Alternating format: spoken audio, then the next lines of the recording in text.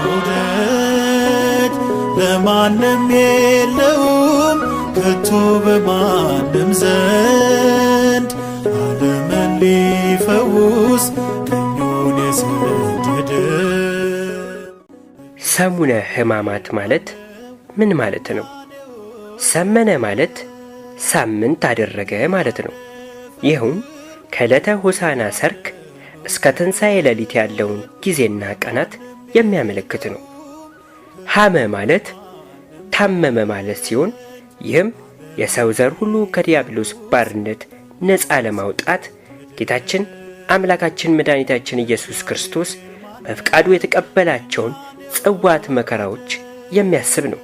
ከሰኞ እስከ ቅዳሜ ሰሙነ ሕማማት የጾም ሁዳዴ የመጨረሻው ሳምንት የጌታችን መድኃኒታችን የኢየሱስ ክርስቶስ ሕማም የሚታሰብበት፣ ካህናትና ምዕመናን በአጸደ ቤተ ክርስቲያን ተሰባስበው የሕማሙን ነገር የሚያወሳውን ዜማ የሚያዜሙበት፣ ግብረ ሕማም በመባል የሚታወቀውን መጽሐፍ የሚያነቡበትና የሚሰሙበት፣ በነግህ በሰልስት በ6 ሰዓት በ9 ሰዓት በ11 ሰዓት እየመላለሱ የሚሰግዱበትና የሚጸልዩበት ልዩ ሳምንት ነው። ከሆሳዕና ማግስት እስከ ትንሣኤ በዚህ ሳምንት በተለይ ካህናት ጥቁር ይለብሳሉ። ምክንያቱም ጌታችን የደረሰበትን መከራና ስቃይ እንዲሁም የሰው ልጅ 5500 ዘመን በጨለማ ግዞት ይኖር እንደነበረ ለመዘከርም ጭምር ነው። የጌታችን የመድኃኒታችን የኢየሱስ ክርስቶስ መከራና ሕማም በጽኑ እንድናስበው ያስተማሩን ሐዋርያት ናቸው። ለእነርሱም የነገራቸው ደግሞ ራሱ ጌታችን መድኃኒታችን ኢየሱስ ክርስቶስ ነው። ሰሙነ ሕማማት የጌታችን ሕማም ከማሰብ ጋር በየዕለቱ በርካታ ድርጊቶች መፈጸማቸውን የምናስታውስበት ሳምንትም ነው። የሰሙነ ሕማማት ሰኞ መርገመ በለስ የተፈጸመበት ዕለት ነው። ጌታችን አምላካችን መድኃኒታችን ኢየሱስ ክርስቶስ የሆሳዕና ዕለት ቢታንያ አድሮ በማግስቱ ከቢታንያ ሲመጡ ተራበ።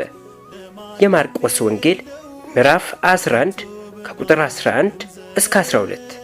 ቅጠል ያላት በለስ ከሩቅ አይቶ ወደ በለሲቱ ቀረበ።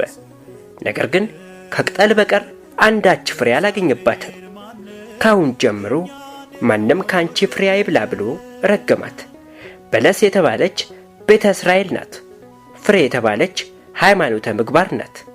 ከእስራኤል ፍቅርን፣ ሃይማኖትን፣ ምግባርን ፈለገ፣ አላገኘባትም። እስራኤል ሕዝበ እግዚአብሔር መባልን እንጂ ደግ ሰው አይገኝብሽ ብሎ ረገማት። በመርገሙ ምክንያት እርሱ ከለያቸው በስተቀር ደግ ሰው ጠፋባት። በለሰ ኦሪትን በዚህ ዓለም ሰፍና ቢያገኛት ኦሪትና ነቢያትን ልሽር አልመጣሁም ልፈጽም እንጂ በማለት ፈጸማት። ሕገ ኦሪትን ከመፈጸም በቀር በእርሷ ድህነት አላደረገባትምና ፍሬ ባንቺ አይሁን አላት። ድህነት ባንቺ አይደረግብሽ ብሏታልና እንደ መድረቅ ፈጥናለፈች። በለስ ኃጢአት ናት። የበለስ ቅጠል ሰፊ እንደሆነች ሁሉ ኃጢአት በዚህ ዓለም ሰፍታና ሰፍና አገኛት። በለስ ሲበሉት ይጣፍጣል፣ ቆይቶ ግን ይመራል። ኃጢአትም ሲሰሩት ደስ ያሰኛል፣ ኋላ ግን ያሳዝናል። ወደ እርሷም ሄዶ ማለትም ከኃጥአን ጋር ዋለ። አጣ ከመባል በቀር በአንደበቱ ሐሰት፣ በሰውነት ክፋት እንዳልተገኘበት ለማመልከት ፍሬ አላገኘባትም አለ። በአንቺ ፍሬ አይገኝ የሚለውም በኃጢአት ፍዳ ተይዞ የሚቀር አይኑር ለማለት ነው። ስትረገም ፈጥና መድረቋም በአዳም ምክንያት ያገኘንን ዕዳና በደል በእርሱ ካሳነት እንደ ጠፋችልን ለመግለጽ ነው። አንጾተ ቤተ መቅደስ ጌታችን በለስን ከረገማት በኋላ ወደ ቤተ መቅደስ ሄደ። ቤተ መቅደስ ቤተ ጸሎት፣ ቤተ መሥዋዕት መሆኑ ቀርቶ ቤተ ምስያጥ ወይም የንግድ ቤት ሆኖ ቢያገኘው ቤቴ የጸሎት ቤት ትባላለች፣ እናንተ ግን የወንበዴዎች ዋሻ ያደረጋችሁት ብሎ የሚሸጡበትን ሁሉ ገለበጠባቸው፣ ገርፉም አስወጣቸው። ይህም የሚያሳየው ማደሪያው ቤቱ የነበረን የአዳም ልጆች ኃጢአት ሰፍኖብን ስንኖር ቢያገኘን ኃጢአታችንን ሁሉ እንዳራቀልን የሚገልጽ ነው።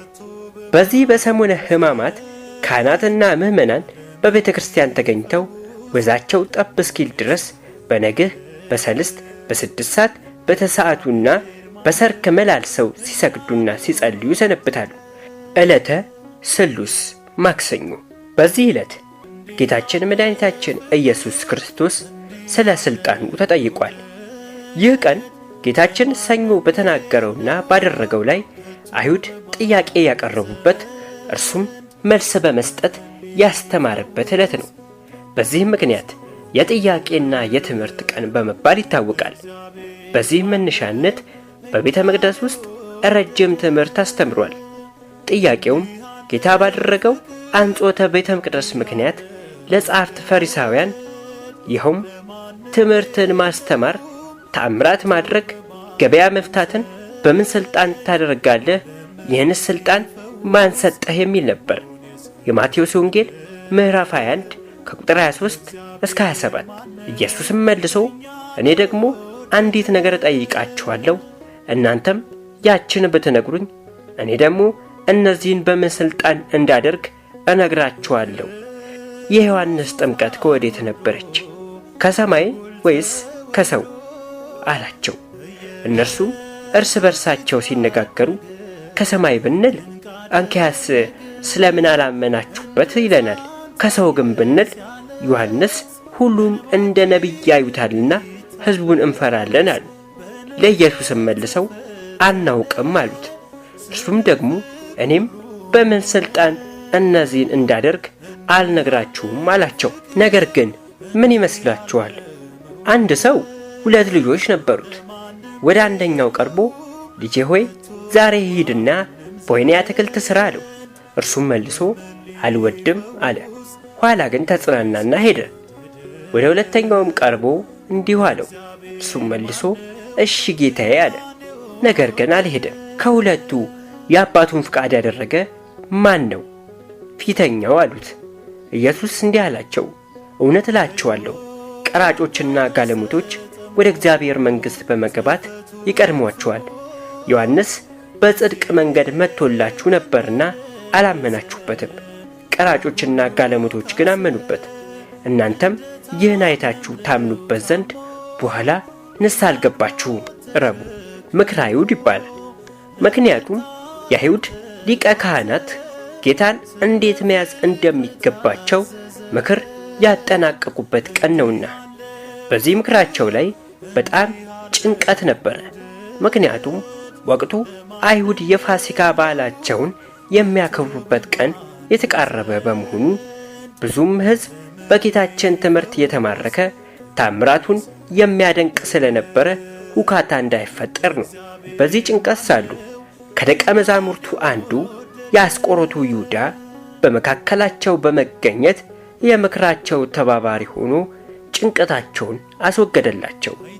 የአዲስ ኪዳን ካህናትና ምዕመናን በዚህ ዕለት በቤተ ክርስቲያን ተሰባስበው መላ ሰውነታቸው ለእግዚአብሔር አስገዝተው የሞት ፍርዱን በማሰብና በማልቀስ ሐዋርያት ከጌታችን መያዝ በኋላ በሐዘንና በፍርሃት እንደነበሩ እያስቡ መጻሕፍትን በማንበብ በጾም በጸሎትና በስግደት ተወስነው ይቆዩና ከ12 ሰዓት በኋላ ወደ ቤታቸው ይሄዳሉ። የመልካም መዓዛ ቀንም ይባላል። ምክንያቱም ጌታችን በዚህ ዕለት ስምዖን ቤት ተቀምጦ ሳለ መላ ሕይወቷን ለዝሙት አስገዝታ ትኖር የነበረችው መቅደላዊት ማርያም ወይም እንተ እፍረት ባለሽቷ ማርያም ከእንግዲህ ወዲህ በኃጢአት ተበላሽቶ ይኖር የነበረው ሕይወቴ እንደዚህ መልካም ሽቶ የሚጣፍጥ ኃጢአት ይቅር የሚል አምላክ መጣ ስትል ዋጋው እጅግ በጣም ውድ የሆነ ከ300 ዲናር በላይ የሚያወጣ በአልባስጥሮስ ብልቃጥ የተሞላ ሽቶ ይዛ በመሄድ በራሱ ላይ በማርከፍከፍ ስለቀባችው ረቡዕ የመዓዛ ቀን ተብሎ ይጠራል። የእንባ ቀን ይባላል። መቅደላዊት ማርያም በጌታችን እግር ላይ ተደፍታ መላ ኃጢአቷን ይቅር እንዲላት በእንባዋ እግሩን አጥበዋለች። በጠጉሯም በእንባዋ ያጠበችውን እግር አብሰዋለች። ኃጢአት በማሰብ ማልቀስና ራስን የተወደደ መስዋዕት አድርጎ ለእግዚአብሔር ማቅረብን ከምታስተምረን መግደላዊት ማርያም እንባን ለንስሐ ሕይወት ልንጠቀምበት ይገባል። ዕለተ ሐሙስ ከስቅለትና ከትንሣኤ በፊት ያለው ሐሙስ በቤተ ክርስቲያናችን የተለያዩ ስያሜዎች አሉት። ሕጽበተ እግር ይባላል። ይህ ስያሜ የተሰጠው ጌታችን በዚህ ዕለት የደቀ መዛሙርቱን እግር በማጠቡ ምክንያት ነው። ይህም የሚያሳየው የዓለምን ኃጢአት ለማጠብ የመጣ መሆኑን ነው። ይህን ለማስታወስ ዛሬ ካህናት በተለይም ሊቀ ጳጳሳት በመካከላችን ተገኝተው የእኛንና የሕዝቡን ኃጢአት እጠብ ሲሉ በቤተ ክርስቲያናችን የተገኙትን ምዕመናን እግር በወይንና በወይራ ቅጠል ሲያጥቡ ያረፍዳሉ። የጸሎተ ሐሙስ ይባላል። የዓለም መድኃኒት ኢየሱስ ክርስቶስ የሚደክም ሥጋን የተዋሃደ አምላክ ፍጹም ሰው መሆኑን ለመግለጽና ለአርያነት አይሁድ መጥተው እስኪይዙ ድረስ በጌቴሴማኔ ሲጸልይ በመቆየቱ ነው የምስጢር ቀንም ይባላል። ከሰባቱ ምስጢራት ቤተ ክርስቲያን አንዱ በዚህ ዕለት ተመስርቷል። ይኸውም ይህ ስለ እናንተ በመስቀል ላይ የሚቆረሰው ሥጋዬ ነው፣ እንካችሁ ብሉ። ጽዋውንም አንስቶ አመሰገነ። ይህ ስለ እናንተ ነገ በመስቀል ላይ የሚፈሰው ደሜ ነው፣ ከእርሱም ጠጡ በማለት እኛ ከእርሱ ጋር አንድ የምንሆንበትን መንገድ ከጠላት ዲያብሎስ ሰውሮ ለደቀ መዛሙርቱ የገለጠበት ቀን በመሆኑ የተሰጠ ስያሜ ነው። በዚህ ዕለት ቅዳሴ ይቀደሳል። የሚቀደሰውም በለሆሳስ በዚህ ዕለት ቅዳሴ ይቀደሳል። የሚቀደሰውም በለሆሳስ ሲሆን እንደ ቃጭል በመሆን የሚያገለግለውም ጽናጽል ነው። ይህም አይሁድ ጌታችንን ለመያዝ ሲመጡ ድምፃቸውን ዝግ አድርገው በለሆሳስ እየተነጋገሩ መምጣታቸውን ለማሰብ ነው። በቅዳሴውም ኑዛዜ አይደረግም። ሥርዓተ ቁርባን ግን ይፈጸምበታል። ይህም ጌታችን የሰጠውን ዘላለማዊ ቃል ኪዳን ለማሰብ ነው።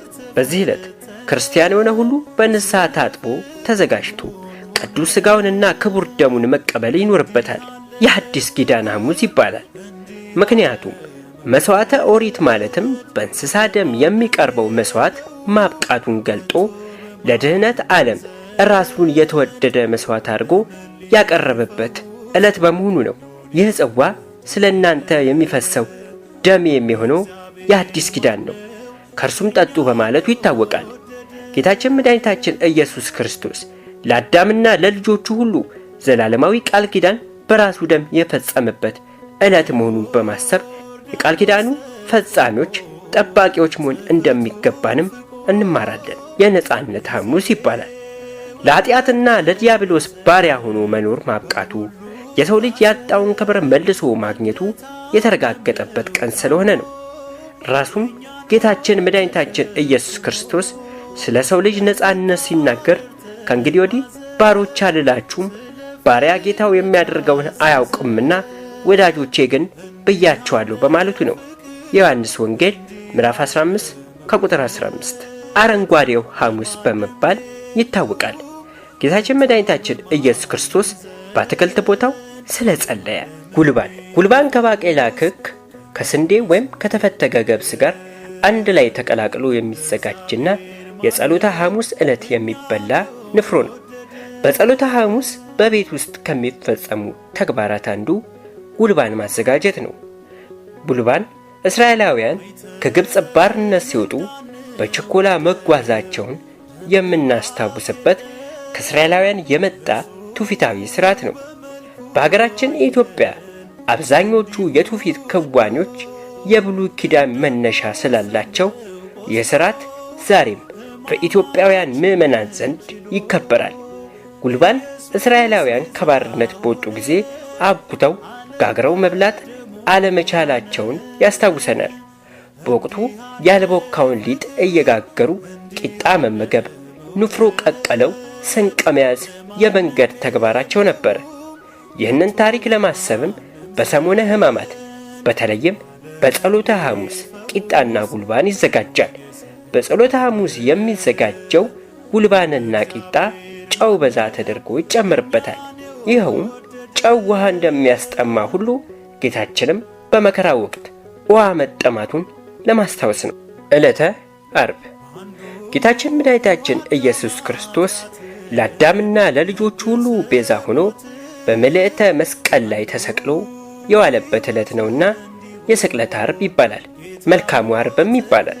ከጌታ ስቅለት በፊት በተለይም በሮማውያን ሕግ የወንጀለኛ መቅጫ ምልክት የነበረው መስቀል ጌታችን በደሙ ቀድሶ የምሕረት የሕይወት አርማ የዲያብሎስ ድል መንሻ ስላደረገው በሞቱ መልካሙን ሕይወት ስላገኘን መልካሙ ዓርብ ይባላል። በሰሙነ ሕማማት ያለው ዓርብ የስቅለት ዓርብ ይባላል። የአዳምን ነፃነት ለመመለስ ዕዳ በደሉን ተሸክሞ የተንገላታው የዓለም ሁሉ መድኃኒታችን ጌታችን ኢየሱስ ክርስቶስ ቤዛ ሆኖ በምልዕተ መስቀል ላይ የተሰቀለበት ነው።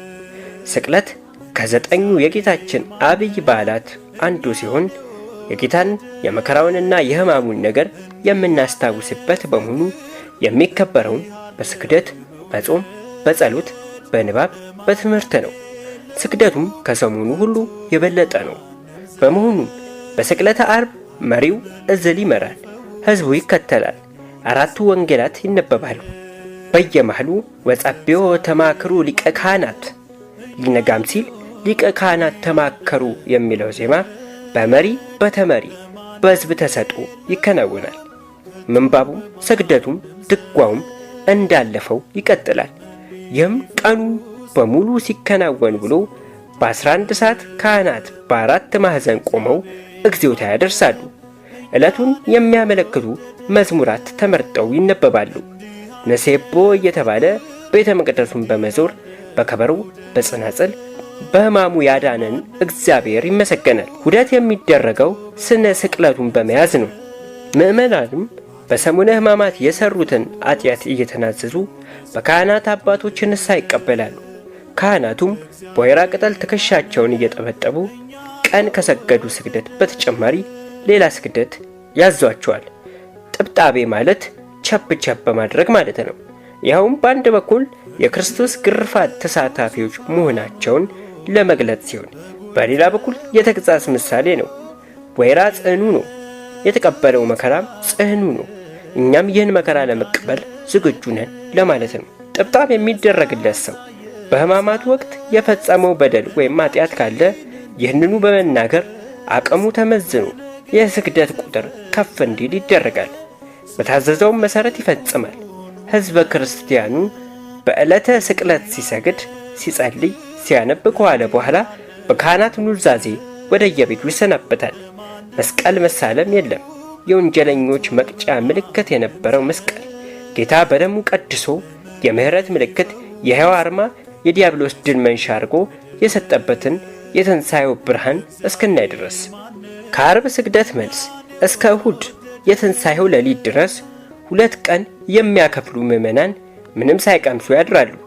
ይህም አክፋሎት ይባላል። የማያከፍሉ ግን በየቤታቸው ጥቂት ነገር ለቁመተ ሥጋ ቀምሰው ይሰነብታሉ። ብዙ ጊዜ የሚቀምሰውም ከጸሎተ ሐሙስ የተረፈውን ጉልባንና ዳቦ ነው። ቅዳሜ ጠዋት ምዕመናኑ ካህናቱ ወደ የቤተ ክርስቲያን ይሰባሰባሉ። የጠዋቱ ጸሎት ሲፈጸም ግብረ ሰላም በመስቀሉ ትንሣኤ አጋደ፣ በመስቀል ሰላምን መሠረተ፣ ትንሣኤውን ገለጸ፣ የምሥራች እየተባለ እየተዘመረ ቄጤማው ቤተ መቅደሱን ዞሮ በካህኑ ተባርኮ ለምዕመናን ይታደላል። ምዕመናኑ እየሰነጠቁ በራሳቸው ያስሩታል። ወደ ቤተ ክርስቲያን ላልመጡትም ካህናቱ ልብሰ ተክህኗቸውን በመልበስ መስቀልና ቃጭል ይዘው በየሰበካቸው ቄጤማውን የምሥራች እያሉ ያድላሉ። ምዕመናንም ለቤተ ክርስቲያን አገልግሎት የሚውል ገጸ በረከት ያቀርባሉ። ቄጤማው በራስ ላይ መታሰሩ አይሁድ በጌታችን ጭንቅላት ላይ የሸዋ አክሊል ያሰሩበትን ድርጊት የሚያስታውስ ነው። ጥንት አመጣጡና ምስጢሩ ግን ከአባታችን ኖኅ ታሪክ ጋር የተያያዘ ነው። ምድር በጥፋቷ በጠፋችበት ወቅት የኖኅ ታማኝ መልእክተኛ እርግብ የውሃውን መጉደል ያበሰረችው ቄጤማ ባፏ ይዛ በመግባት ነው። ዛሬም ለአዲስ ኪዳን ክርስቲያኖች የኃጢአት ውሃ ጠፋ፣ ኃጢአት ሞተ፣ ነፍስ ከሰው ልጅ ተወገደ፣ በክርስቶስ ሞት ነፃነት ተሰበከ፣ ታወጀ በማለት አዳምና ልጆቹ ከለምለሚቱ ስፍራ ከተድላ ገነት መግባታቸውን ለመግለጽ ምዕመናን ቄጤማ ይዘው ቄጤማ አስረው ይታያሉ። ትንሣኤውንም ለሚናፍቁ ትልቅ ብስራት ነው። የሰሙነ ሕማማት ቅዳሜ ሰንበተ አብይ ትባላለች። ጌታችን የ300 ወር የማዳን ሥራውን በመስቀል ላይ ፈጽሞ በከርሰ መቃብር አርፎ የዋለበት ዕለት ናት። ሁለተኛም ይህች ዕለት ስዑር ቅዳሜ የተሻረች ቀዳሚት ሰንበት ትባላለች። ስዑር መባለዋ በዓመት አንድ ቀን ስለምትጾም ነው። ቅዳሜ ሽዑር እንዲሉ አንድም በዚሁ ቀን በሚባለው እዝል ውስጥ ሞትን ሽሮ ተነሳ ይላል። ሞትም የተባለው ዲያብሎስ ያመጣው ሞተ ነፍስ ነው። የተሻረ የተባለው ዲያብሎስ ነው። በጲላጦስ ዘመን ጌታችን መድኃኒታችን ኢየሱስ ክርስቶስ ለሰው ልጅ በገባለት ቃል ኪዳን መሠረት ትንቢቱም ይፈጸም ዘንድ መከራን ተቀበለ። ጲላጦስ በ3 ሰዓት ይሰቀል ዘንድ ሲፈርድበትም መስቀሉንም ተሸክሞ በዕብራይስጥ ጎልጎታ ወደ ተባለው ቀራኒዮ ወደሚባል ቦታ ወጣ። የራስ ቅል ስፍራው ቀራኒዮ ጎልጎታ የአዳም አጽም የተቀበረበት ቦታ ነበረ። በዚህም የአዳም መቃብር የሆነች ዋሻ አለች። የመስቀሉንም እንጨት በዚያ በምድር መካከል አይሁዶች ተከሉ። የአዳም አጽም ቀድሞ ከአዳም ትውልድ ሲተላለፍ ኑሮ ደርሷል። ኖኅም ወደ መርከብ እንደ ታቦት አስገብቷት በኋላ መልከ ጸዴቅ ቀብሯታል። ጌታችንም ከአዳም የራስ ቅል በላይ ሊያድነው መስቀል ተሸክሞ ተንገላታ። አይሁዶችም የቀራኒውን ዳገት እየገረፉ ከወደ ጫፍ አደረሱት። ሁለቱንም እንጨት አመሳቅለው ዓይኖቹ እያየ እጆቹንና እግሮቹን ቸነከሩት። በዕለተ ዓርብ ቀትር 6 ሰዓት ላይም ሰቀሉት። ጌታችን የተሰቀለበት ሰዓት ፀሐይ በሰማይ መካከል በሆነ ጊዜ የጥላ መታየት በሚጠፋበት ወደ ሰው ተረከዝም በሚገባበት ነበረ። ምድር ጨለመች። ፀሐይ፣ ጨረቃ፣ ከዋክብት ብርሃናቸውን ከለከሉ። ምክንያቱም የፈጣሪያቸውን እርቃኑን ይሸፍኑ ዘንድ ነበረ። ቀትርም በሆነ ጊዜ ፀሐይ ጨለመ። ምድርም ሁሉ እስከ 9 ሰዓት ድረስ ጨለማ ሆነ። በ9 ሰዓት በቀኝ የተሰቀለው ወንበዴ ስለ ጌታችን በሰማይ 3 በምድር 4 ተአምራትን ሲያደርግ አይቶ በእውነት አምላክ እንደሆነ አመነ። አቤቱ በመንግሥትህ በመጣ ጊዜ አስበኝ ባለ ጊዜ በግራ የተሰቀለው ዳክረስ ግን እስቲ አምላክ ከሆነ ራሱን ያድን ብሎ ተዘባበተ። ፊያታዊው ዘየማን ግን እኛስ በበደላችን ነው የተሰቀልን፣ እርሱ ግን ምንም ሳይበድል ነው፣ እንዴት በአምላክ ላይ ክፉ ነገርን ትናገራለህ ብሎ ገጸሰው። ፊያታዊ ዘይማንም ጌታችን በጌትነት መንበረ ጸባዖት ሆኖ ታየው። እርሱም አይቶ ተዘከረኒ እግዚኦ በውስተ መንግሥትክ ቢለው ጌታችን ዮም ትሄሉ ምስሌ ውስተ ገነት ብሎ ደመ ማኅተሙን ሰጥቶታል። በኋላ ገነት ሲገባም መልአኩ አንተ ማነህ? አዳም ነህ? አብርሃም ነህ ወይንስ ይስሐቅ እያለ ጠይቆታል። መልአኩም ሳያውቅ የጠየቀው ሆኖ አይደለም። እንኳን በመጨረሻ የጻድቅ ፈያታዊ ቀርቶ በዘመናችን የኖሩ ጻድቃንን ያውቃል። አዳምን፣ አብርሃምን፣ ይስሐቅን ሳያውቅ ቀርቶም አይደለም። ነገር ግን ሊቃውንት ሲተረጉሙ አዳም ነህ ማለቱ የአዳምን ያህል ሥራ አለህን? አብርሃም ነህ ሲለው ደግሞ የአብርሃምን ያህል ሥራ አለህን ለማለት ነው። በጌታችን ኢየሱስ መስቀል አጠገብም እናቱ የእናቱም እህት የቀሌዮጥም ሚስት ማርያም መቅደላዊት ማርያምም ቆመው ነበረ። እነርሱም ማርያም መቅደላዊት፣ የታናሹ የያዕቆብና የዮሳ እናት ማርያም፣ የዘብዴዎስም የልጆቹ እናት ሰሎሜ ነበሩ። 13ቱ ሕማማተ መስቀል ራሱን በዘንግ ተመታ፣ ተፉበትም። መቃውንም ይዘው ራሱን መቱት። በጥፊ ተመታ። በጥፊ የሚመቱት ነበር። የዮሐንስ ወንጌል ምዕራፍ 19 ከቁጥር 4። ምራቅ ተፉበትም። መቃውንም ይዘው ራሱን መቱት። የሸዋ አክሊል ጎኑን በራሱ ላይ አቀዳጁት። መራራ ሐሞት አጠጡት። ጀርባውን ገረፉት። ጎኑን በጦር ወጉት። ወደ ኋላ ታሰረ።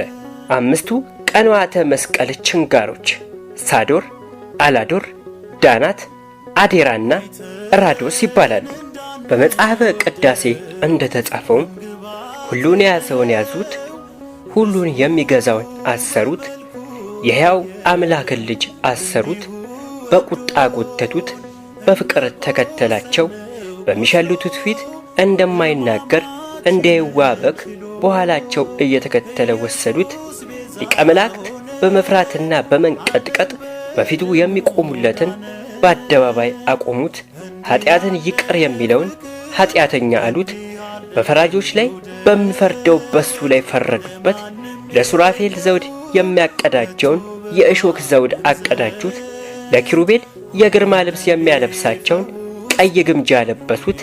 የመላእክት ሰራዊት በፍጹም መደንገጥ ለሚሰግዱለት እየተዘባበቱ በፊቱ ተንበረከኩ። ይህን ያህል ትሕትና እንደምን ያለ ትሕትና ነው! ይህን ያህል ትዕግሥት እንደምን ያለ ትዕግሥት ነው! ይህን ያህል ዝምታስ እንደምን ያለ ዝምታ ነው! ይህን ያህል ሰውን ማፍቀር እንደምን ያለ ፍቅር ነው! ፍቅር የአምላክን ልጅ ከዙፋን ሳበው እስከ ሞትም አደረሰው ተብሎ ተጽፏል።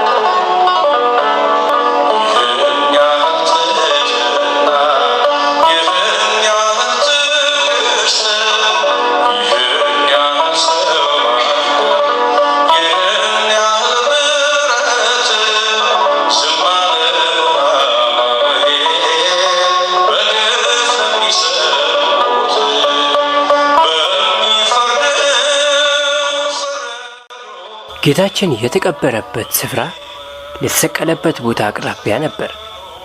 ዮሴፍ ከኒቆዲሞስ ጋር ሆኖ ጌታችንን እንደ ፍጡር በሐዘንና በለቅሶ ሲገንዙት የጌታችን ዓይኖች ተገለጡ። እንደ ፍጡር ትገንዙኛላችሁን? በሉ እንዲህ ያላችሁ ገንዙኝ። ቅዱስ እግዚአብሔር፣ ቅዱስ ኃያል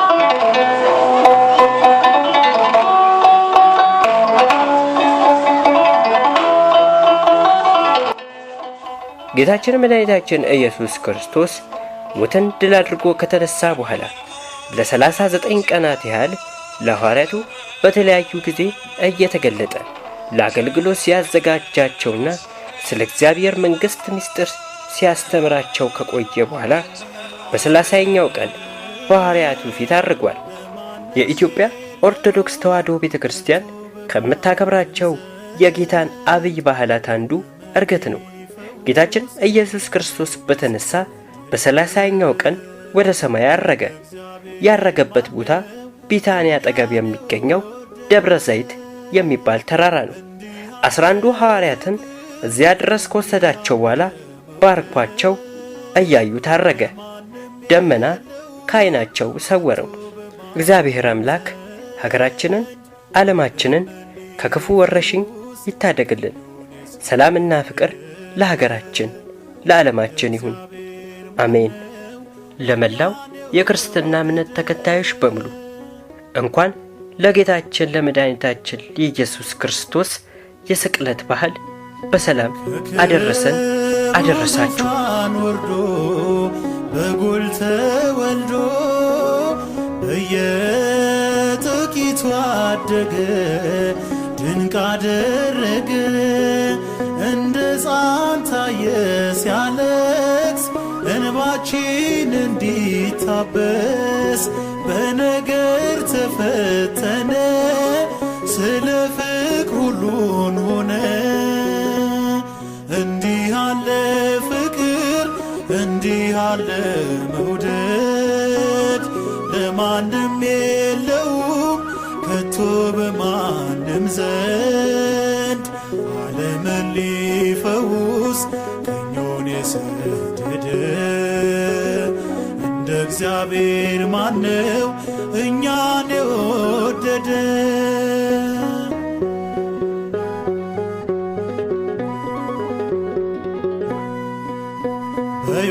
በዮርዳኖስ ተጠምቆ ጽሕፈቱን ፍቆ ጊዜው እንደደረሰ በሁሉ ካሰ። እንደ ታመምነው ታሞ የእኛን ሞት ተሸክሞ ለመታረር ተጓዘ ስለ ፍቅር ታዘዘ። እንዲህ ያለ ፍቅር እንዲህ ያለ መውደድ ለማንም የለውም ከቶ በማንም ዘንድ። ዓለምን ሊፈውስ ቀኙን የሰደደ እንደ እግዚአብሔር ማነው እኛን የወደደ?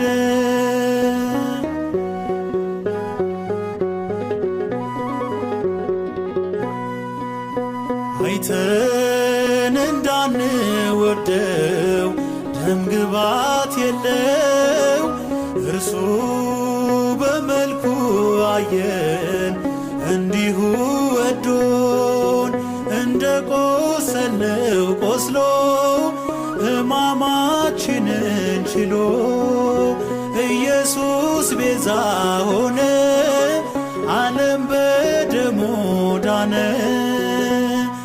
እንዲህ ያለ ፍቅር እንዲህ ያለ መውደድ ለማንም የለውም ከቶ በማንም ዘንድ። ዓለምን ሊፈውስ ቀኙን የሰደደ እንደ እግዚአብሔር ማነው እኛን የወደደ?